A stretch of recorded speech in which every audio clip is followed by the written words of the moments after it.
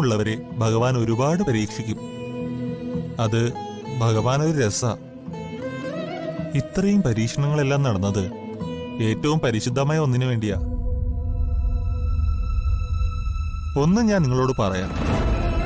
നിങ്ങൾക്ക് വേണ്ടി പ്രാർത്ഥിച്ചപ്പോൾ എനിക്ക് കിട്ടിയ സൂചനകളാണ്. ജനിക്കാൻ പോകുന്നത് ഒരു സാധാരണ കുഞ്ഞായിരിക്കില്ല.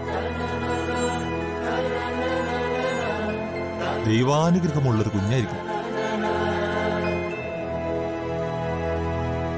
എന്ന് പറഞ്ഞാൽ സരസ്വതിയും ശിവനും പാർവതിയും എല്ലാം ആ കുഞ്ഞിന്റെ നാവിൻ തുമ്പിലുണ്ടാവും.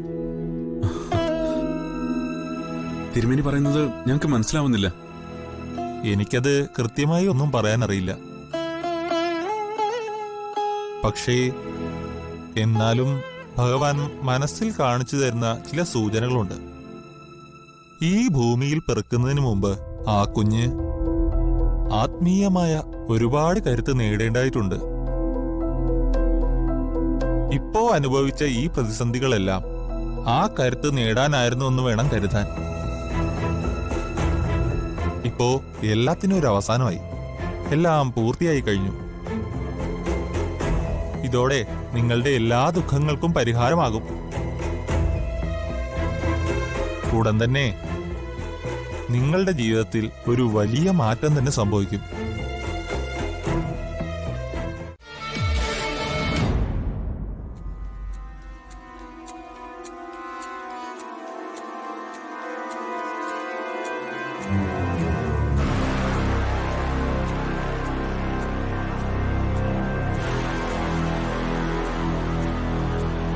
എന്റെ തീരുമാനത്തിൽ ആർക്കെങ്കിലും എതിർപ്പുണ്ടോ?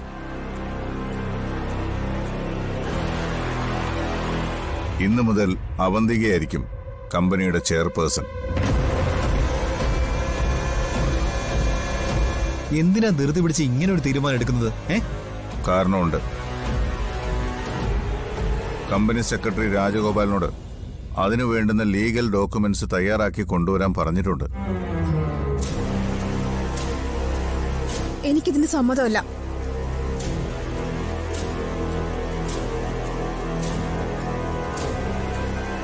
ഇങ്ങനൊരു തീരുമാനം എടുക്കുന്നതിന് മുമ്പ് അച്ഛൻ ഞങ്ങളോടൊന്ന് ആലോചിക്കണമായിരുന്നു. അല്ലച്ചാ, നന്ദേട്ടന്റെ അഭിപ്രായം കൂടി അറിയണ്ടേ? നന്ദേട്ടന്റെ അഭിപ്രായം അച്ഛനും എനിക്കും അറിയാം.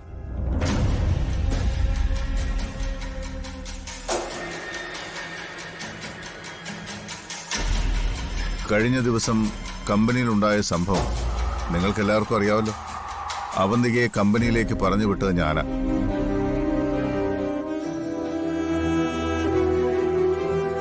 പക്ഷേ അവിടെ എന്താ ഉണ്ടായത്? ഇവളെ അവിടെ നിന്ന് അപമാനിച്ചിറക്കി വിട്ടു.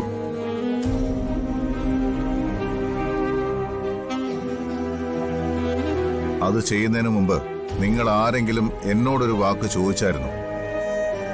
ഇല്ലല്ലോ. ഈ കുടുംബത്തിനകത്ത് സംഘർഷങ്ങൾ ഒഴിവാക്കാനും എല്ലാവരെയും ഒരുമിച്ച് കൊണ്ടുപോകാനും അവന്തികയ്ക്ക് കഴിയും.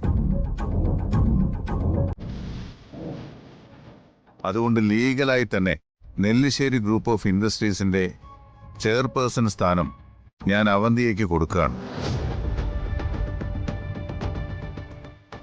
എല്ലാ നിയമവശങ്ങളും നോക്കി കാര്യങ്ങൾ തീരുമാനിക്കുന്ന അച്ഛൻ ഇതുമാത്രം എന്തുകൊണ്ട് ഞങ്ങളോട് പറഞ്ഞില്ല? അവന്തി ഏട്ടത്തി അവിടെ വന്ന് ധനുഷിനെ അപമാനിച്ചപ്പോഴാ സച്ചിയുടെ ഏട്ടത്തി അവിടെ നിന്ന് ഇറക്കി വിട്ടത്.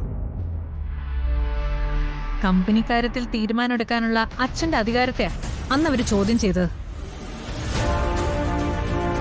നന്ദന്റെ ഭാര്യ എന്ന നിലയിൽ കമ്പനിയിൽ നന്ദന്റെ അതേ സ്ഥാനത്തേക്ക് വരുന്നതിൽ അവന്തിക്ക് ഒരു തടസ്സവുമില്ല.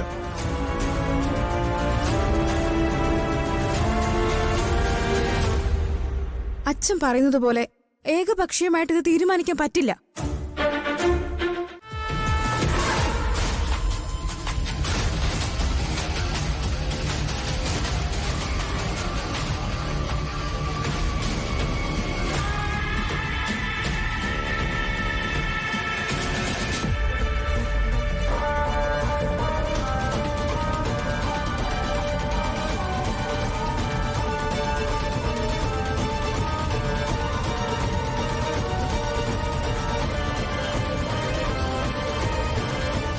എന്താ എടുത്തി ഇപ്പൊ ശരിക്കും പേടിച്ചോ?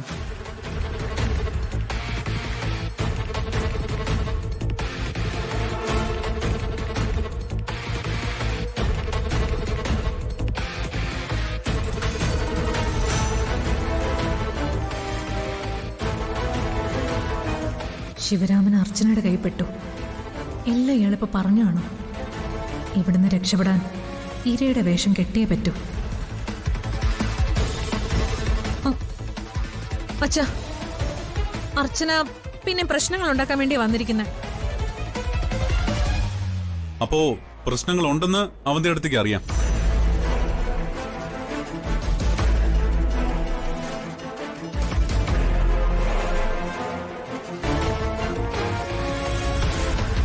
എന്നാ എല്ലാ പ്രശ്നവും തീർക്കാൻ വേണ്ടി തന്നെയാ അർച്ചന ഇപ്പോ വന്നിരിക്കുന്നത്.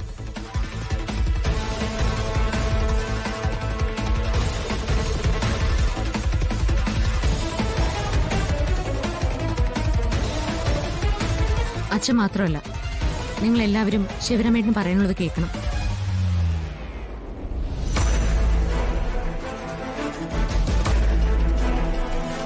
ശിവരാമ,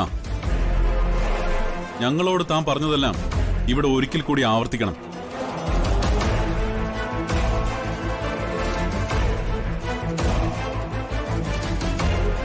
ചുരുക്കി പറഞ്ഞാൽ മതി. പക്ഷേ നല്ല മണിയായിട്ട് എല്ലാവർക്കും കാര്യങ്ങൾ കൃത്യമായി മനസ്സിലാവുന്ന രീതിയിൽ സത്യം മാത്രം പറയണം.